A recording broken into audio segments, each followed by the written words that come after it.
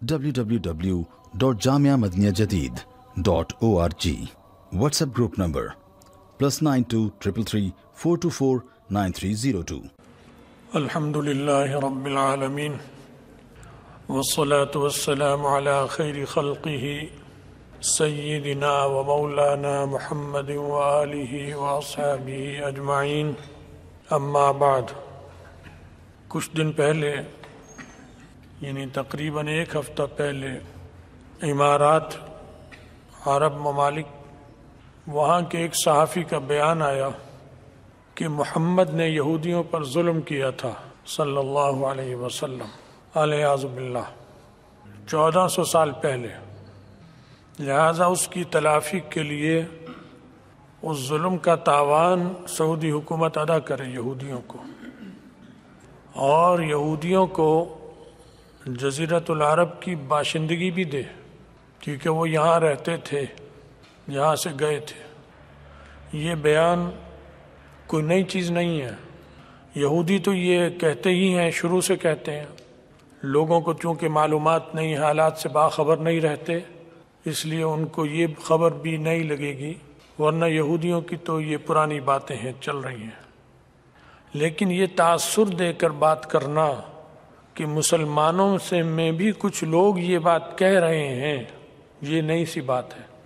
اگرچہ مسلمانوں میں بہت بڑا طبقہ جو دین سے ناواقف ہے، بڑا تو نہیں ہے، تھوڑا طبقہ ہے، لیکن وہ با اثر طبقہ مسلمانوں کا، جس کا تعلق اقتدار سے ہے، جس کا تعلق اور دوستیاں مغرب سے ہیں، جن کی ڈوریاں ان کے ہاتھ میں ہیں، وہ بھی ایسی باتیں کرتا ہے. 100 سال پہلے جو خلافت کو ختم کیا گیا، خلافت عثمانیہ کو، اور ان کے ساتھ مسلمان ملے ہوئے تھے انگریز کے ساتھ اس چیز میں. خود سعودی جتنے عرب کے خاندان اس وقت حکمران ہیں، یہ سارے اس میں شریک تھے، اور انہوں نے اسی وقت یہ معاہدے آج سے 100 سال پہلے کر لیے تھے جو اب ظاہر ہو رہے ہیں. تو اس طرح کی چیز جن لوگوں کے ذہن میں پوری طرح ہے، وہ تو اسلام سے ہی خارج ہیں، وہ مرتد کہلاتے ہیں. لیکن یہ تاثر دے کر باتیں کرنا، یہ ان مرتد اور جو اسلام میں مسلمانوں میں جو کفار کے چہتے ہیں، جو مسلمان لگتے ہیں اور کہتے ہیں اپنے کو مسلمان، ہم بھی انہیں مسلمان سمجھتے ہیں، ان کی زبانوں سے یہ باتیں جاری ہو رہی ہیں.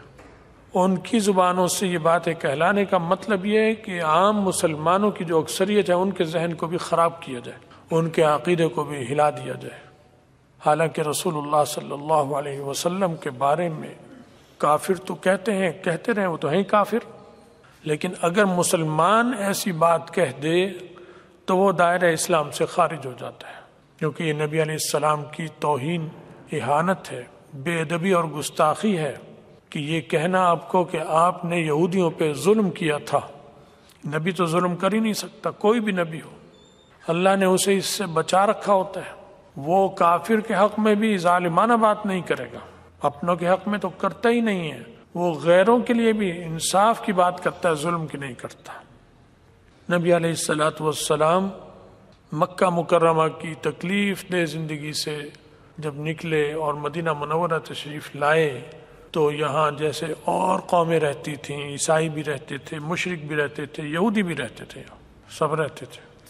اسلام آیا تو بہت بڑی تعداد کافروں کی اسلام میں داخل ہوتی چلی گئی. یہ انصار جو تھے، ان میں بھی عیسائی اور مشرک دونوں طرح کے تھے، مسلمان ہو گئے، مسلمان ہوتے چلے. کچھ یہودی بھی تھے، یہودیوں میں کم مسلمان ہوئے، لیکن یہودیوں کی بھی ایک تعداد، مسلمانوں کی بھی ایک، عیسائیوں کی بھی تعداد، مشرکوں کی بھی، وہ یہاں سے کہیں اور چلی گئی. ایسے بھی ہیں نقل مکانی کر گئے. ان نقل مکانی کرنے والوں میں کوئی بھی نہیں کہتا، عیسائی بھی نہیں کہتے کہ ہمیں واپس یہاں آنے دو، یہ ہمارا وطن ہے، مشرک بھی نہیں کہتے، صرف یہودی کہہ رہے ہیں. اس لیے کہ یہودیوں کو پوری دنیا میں کوئی قبول ہی نہیں کرتا. ان کی مزاج میں شرارت اور خباثت ہے. انہیں عیسائی بھی قبول نہیں کرتے، انہیں ہندوستان بھی اپنے اندر قبول نہیں کرے گا. باہر شرارت کرنے کے لیے ان سے دوستی کر لی اس نے، مسلمانوں کے خلاف شرارت کرنے کے لیے. عیسائیوں نے بھی دوستی کی ہوئی ہے، لیکن اپنے ملک میں انہیں رکھو، نہیں رکھیں گے. ہندوستان بھی نہیں رکھے گا. عیسائیوں کے جتنے ملک ہیں، برطانیہ، امریکہ، آسٹریلیا، کینیڈا اور سارے عیسائی ممالک یورپ کے اس کو رکھنے کے لیے تیار نہیں ہیں اپنے یہاں، جبکہ ان کی تھوڑی سی تعداد ہے اور تم ان کی حمایت کرتے ہو، تو انہیں لے جاؤ، امریکہ میں رکھ لو، لے جا کے آسٹریلیا میں رکھ لو، بسا لو، وہاں نہیں لے جاتے۔ تو ان شرارتی لوگوں کو مسلمانوں کے علاقے پہ جان بوجھ کر قبضہ دلایا ہے ناجائز۔ اس ناجائز قبضے کو جائز بنانے کے لیے الٹے سیدھے بیانات دنیا میں پھیلا رہے ہیں، اور اس قسم کے بیانیے ان کی جاری ہو رہے ہیں۔ لہذا مسلمانوں کو ان کی باتوں میں نہیں آنا۔ نبی علیہ الصلوۃ والسلام نے یہودیوں کے ساتھ جو حسن سلوک کیا وہ کسی نے بھی نہیں کیا۔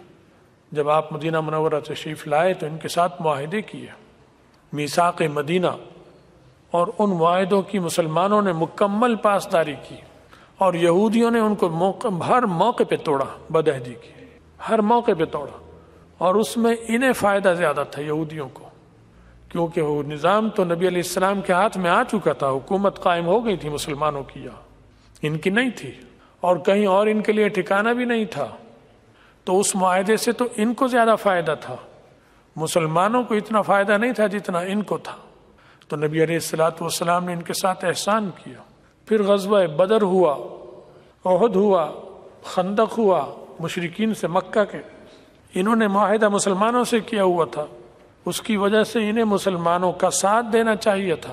ان سب لڑائیوں کے موقع پر اندر خانہ انہوں نے مشرکین کا ساتھ دیا، مسلمانوں کے ساتھ نقصان پہنچانے کی چیزیں کی، بدعہدی کی، ہر موقع پہ بدعہدی کی۔ پھر جا کر جب ان کی بدعہدی حد سے گزری اور انہوں نے پہل کی معاہدے توڑنے میں، تو معاہدہ جب انہوں نے توڑ دیا تو اب تو معاہدہ رہا ہی نہیں۔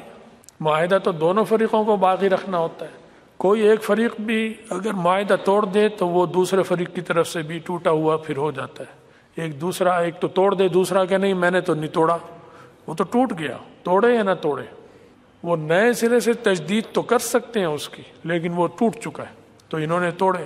ان کے معاہدے توڑنے کی وجہ سے رسول اللہ صلی اللہ علیہ وسلم نے فیصلہ فرمایا اور انہیں مدینہ منورہ سے نکالا، بے دخل کیا، جہاں سے نکل کر یہ خیبر میں چلے گئے۔ خیبر اب سعودی عرب میں ہے۔ پھر حضرت عمر رضی اللہ تعالیٰ عنہ کے زمانے میں بھی یہ شرارتیں سے باز نہ آئے، تو حضرت عمر رضی اللہ تعالیٰ عنہ نے انہیں خیبر سے بھی نکال دیا۔ اب سننے میں آ رہی ہیں اطلاعات کہ خیبر جو حضرت عمر رضی اللہ تعالیٰ عنہ کے زمانے میں مسلمانوں کے پاس تھا اور آج تک سعودی عرب کا حصہ ہے، اس میں یہودیوں کو آباد کرنا شروع کر دیا ہے سعودی حکومت نے اندر خانے۔ تو معلوم ہوتا ہے کہ یہودیوں کا جو آتا ہے قیامت کے قریب کہ خیبر میں بھی آ جائیں گے، ادھر بھی آ جائیں گے، ادھر بھی آ جائیں گے، اس کے لیے کوئی جنگ کی ضرورت نہیں پڑے گی، کیونکہ پڑھنے سے، خبروں سے جب حالات پیشین گوئیاں حدیث کی پڑھتے تھے تو یہ لگتا تھا ذہن میں کہ مارکے ہوں گے، لڑائیاں ہوں گی، ان لڑائیوں کی صورت میں وہ آگے بڑھائیں گے، لیکن جو لڑائی ہونی تھی وہ ہو چکی ہے۔ وہ عالمی جنگ جو ہوئی جس میں خلافت عثمانیہ ختم ہو گئی، وہ ہو گئی۔ اب ان کے ایجنٹوں کی حکومت ہے 100 سال سے سارے عرب ملکوں پر، تو قبضہ تو انہی کا ہی ہے۔ دیکھنے میں یہ سب مسلمان ہیں، لیکن یہ اندر سے ان سے ملے ہوئے اور معاہدے کر رکھے ہیں انہوں نے۔ ان 100 سالہ معاہدے جو 100 سال سے ہیں، اس کی روشنی میں اب وہ بڑھ کر امارات میں بھی آ چکے ہیں، ان کھل کے عبادتیں کر رہے ہیں، ہوائی اڈوں پر بھی عبادت یہودی کر رہے ہیں، ہوٹلوں میں بھی انہیں کھل کر عبادت کی اجازت ہے، اور سعودی عرب میں بھی یہی کچھ ہو رہا ہے، اور عرب ممالک میں یہی کچھ ہو رہا ہے، اور خیبر میں جو ان کے پرانے عبادت خانے تھے یہودیوں کے، ان کو بھی انہوں نے آ کر وہاں رہنا شروع کیا، اور آپ کو اور ہمیں کسی کو خبر نہیں، وہ آ رہے ہیں وہاں اور وہ رہ رہے ہیں۔ انہیں صاف کر کر ان میں انہوں نے اپنی آذانیں اور عبادت شروع کر دی یہودیوں نے۔ مسلمان غافل ہے، اسے پتہ ہی نہیں کہ کیا کچھ ہو گیا ہے، کیا کچھ ہو رہا ہے۔ تو نقشہ جو ہے وہ بہت خطرناک ہے۔ فلسطین میں بہت زبردست معرکہ آرائی ہو رہی ہے، ہمارے مسلمان بہن بھائیوں پہ جو ظلم ہو رہا ہے وہ آپ کو سب کو پتہ ہے، وہ جاری ہے، اور اس میں شدت آ رہی ہے، لڑائی بھی بڑھتی چلی جا رہی ہے۔ لیکن ہم مسلمان جو ہیں وہ لڑائی جب ہوئی ہے 2 ماہ ہو گئے، اس سے بھی زیادہ 2 ماہ ہونے کو ہیں، پہلے پرجوش تھے، اب ٹھنڈے ہوتے چلے جا رہے ہیں۔ اب جذبات، بھائی ٹھنڈے کیوں ہو رہے ہو؟ جنگ ختم ہو چکی ہوتی پھر تو سمجھ میں آتا تھی، ایک واقعہ ہوا ختم ہو گیا، وہ تو چل رہی ہے۔ یہودی تو پہلے سے زیادہ گرم جوش ہیں، وہ پورے زور و شور سے لڑائی جاری رکھے ہوئے ہیں۔ ہم اور آپ کیوں سست پڑ گئے؟ وہ سست نہیں پڑے، آپ کیوں سست پڑ گئے؟ عیسائی ہوں، یہودی ہوں، ہندوستان مشرک ہو، یہ اور ممالک ہیں، سب پرجوش ہیں، گرم جوش ہیں، مسلمانوں کے خلاف پہلے سے زیادہ پرعزم ہیں، مسلمان پھر غافل ہے۔ جبکہ آپ کا خیبر یہودیوں کے قبضے میں جا چکا ہے، جو رسول اللہ صلی اللہ علیہ وسلم کے زمانے میں، پھر حضرت عمر کے زمانے میں فتح کیا اور وہاں مارکا ہوا۔ حضرت علی کرم اللہ وجہہ نے بڑے سردار کو نبی علیہ السلام کے زمانے میں یہاں خیبر تک لڑائی ہوئی اور بڑا سردار مارا گیا ان کا، اور اس وہاں کا جو بڑا سردار تھا اس سردار کی بیٹی تھی اور ایک اور سردار تھا اس کی بیوی تھی حضرت صفیہ رضی اللہ تعالیٰ عنہ، جو یہودی تھی، وہ مسلمانوں کی قید میں آئیں، پھر وہ اسلام قبول کیا، باندی بن کر آئیں، نبی علیہ السلام کے حصے میں آئیں، آپ نے انہیں آزاد کیا، نکاح میں لے لیا، انہوں نے اسلام قبول کیا، اب وہ مومنین ہیں، مومنوں کی ماں ہیں، ام المؤمنین حضرت صفیہ رضی اللہ تعالیٰ عنہ۔ وہ خیبر سے ہی تھی، خیبر کے سردار کی بیٹی تھی، بہت بڑے، اور ان کا شوہر بھی سردار تھا، اس کی بیوی تھی، اور پھر سارے جہانوں کے سردار اخیر میں ان کے نکاح میں آ کر سارے مسلمانوں کی بھی سردار بن گئیں، قیامت تک کے مسلمانوں کی وہ ماں بن گئیں۔ ہم سب انہیں کہتے ہیں ام المؤمنین حضرت صفیہ رضی اللہ تعالیٰ عنہ۔ جیسے حضرت عائشہ کا اکرام کرتے ہیں ایسے ان کا کرتے ہیں۔ تو آپ اور ہمیں کو اللہ نے اتنی بڑی فتح دی تھی، وہ فتح آج ہم نے شکست میں بدل رہے ہیں مسلمان، اور سب غافل ہیں۔ تو حالات بڑے خطرناک ہیں۔ ہمیں تو جتنی خبریں ملتی ہیں آگے آپ کو پہنچانے کی کوشش کرتے ہیں، پھر جگانے کی بھی کوشش کرتے ہیں۔ اللہ تعالی ہمیں بھی توفیق دے کہ ہم بھی جیسا جاگنا چاہیے ویسے جاگیں، اور آپ کو بھی توفیق عطا فرمائے کہ بیداری میں آئیں، غفلت سے نکل جائیں، مسلمانوں میں اتفاق اللہ تعالی عطا فرمائے، مسلمانوں میں اتحاد عطا فرمائے، آپس کی انتشار کو ختم فرمائے، خاتمہ ایمان پر فرمائے، اور آخرت میں رسول اللہ صلی اللہ علیہ وسلم کی شفاعت اور ان کے ساتھ نصیب فرمائے۔ وآخر دعوانا ان الحمد للہ رب العالمین۔